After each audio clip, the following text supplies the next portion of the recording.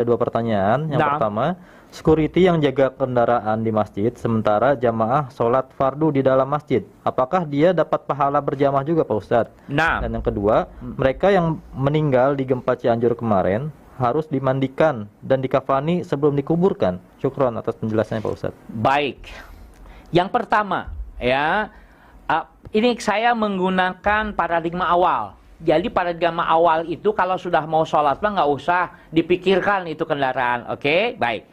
Namun sekarang dengan maraknya itu, maka sebagaimana pernah saya jelaskan, ada tim juga, tapi jangan seorang, supaya dia nanti tidak kehilangan pahala sholat berjamaah. Jadi ketika orang sudah sholat berjamaah, sudah mulai ini lagi, baru kemudian dia sholat berjamaah dengan timnya. Itu satu.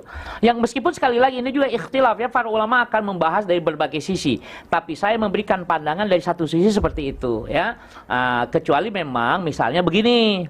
Misalnya kan ini juga sebuah permasalahan. Misalnya jam gerbang itu dibuka, misalnya kalau subuh jam 4, misal ini subuh jam 4.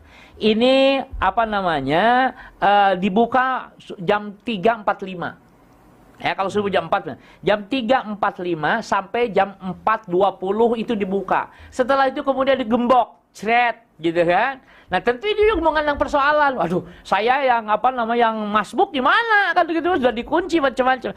Makanya jangan masbuk. Ya, tapi kan tidak selamanya orang. Oke, jadi permasalahan berikutnya kan begitu. Tapi intinya tadi bagaimana tadi? Kalau begitu, oleh sebab itu maka ketika kita menjadi masalah karena membawa kendaraan, kalau memang terjangkau jalan kaki.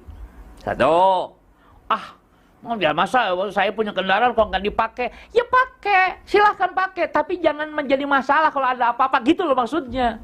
Jangan karena membawa motor, pikiran sholatnya ke motor. Oh, tadi saya belum bisa kunci, macam-macam. Sudah kalau gitu serahkan pada Allah. Nah, tetapi nanti fakta banyak, karena kelas kita dalam beribadah berbeda, akan menjadi masalah. Besar akan menjadi pukulan begitu besar bagi mereka yang kecurian ketika sholat, gitu kan? Maka sebaiknya tadi ada juga tim, ya, tim ribat.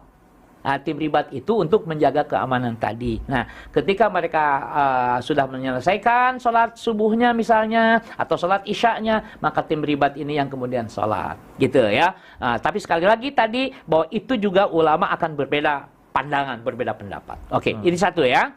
Jadi oleh sebab itu, kalau awalnya sih nggak usah ada jaga-jaga segala rupa.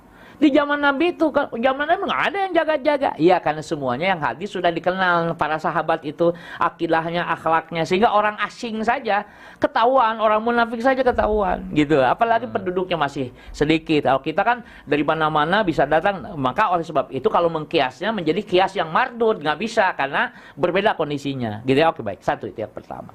Yang kedua, kemudian tadi ya memang begitu. Meskipun kategorinya kalau dia ahlu taat, dia syahid. Ya, dia tergena guncang, tertumbuk reruntuhan, meninggal dunia, syahid.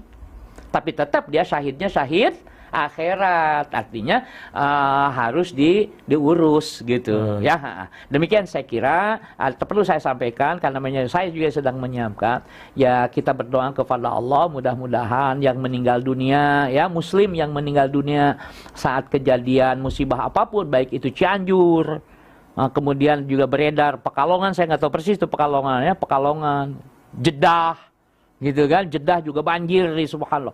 Mudah-mudahan yang jadi korban Allah catat sebagai orang yang matinya syahid fi sabilillah.